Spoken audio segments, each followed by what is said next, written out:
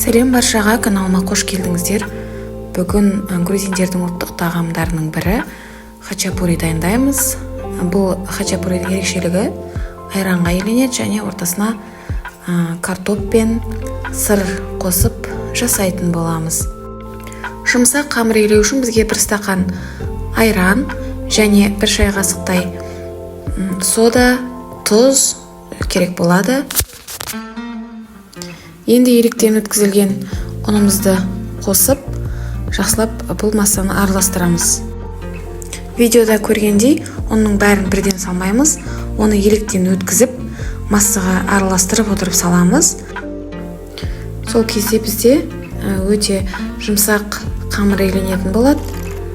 Мінекей видеода көргендей барлығын жақсылап араластырып, одан кейін қолымызбен қамырды илейміз. Айта кету керек, және 1 ас қасықтай сұйық май қосамыз. Қамырымыз иленген кезде жабыспай, жайылған кезде де жабыспай үшін сұйық май немесе сары майды ертіп құюға болады.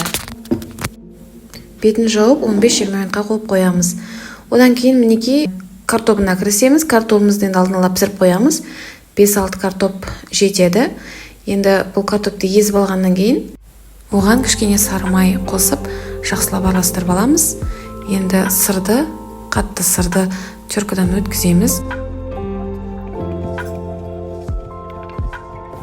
Енді бұл сырды жаңа картопқа қосып жақсылап араластырып аламыз.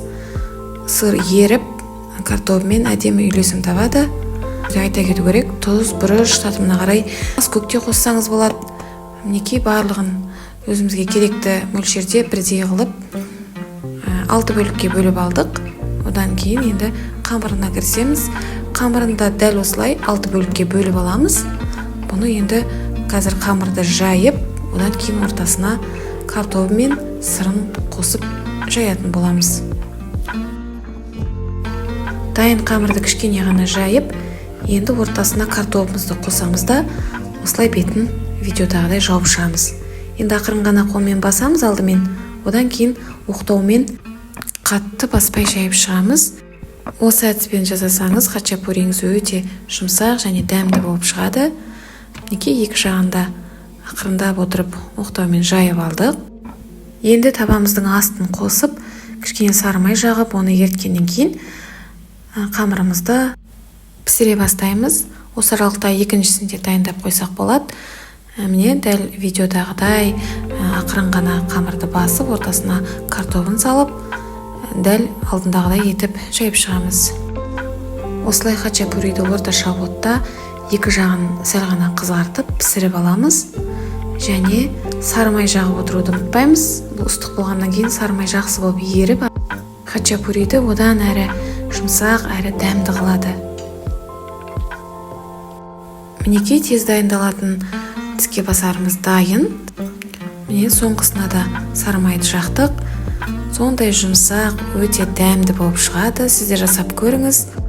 Осылай ыстық күйінде шай ішсеңіз де өте керемет.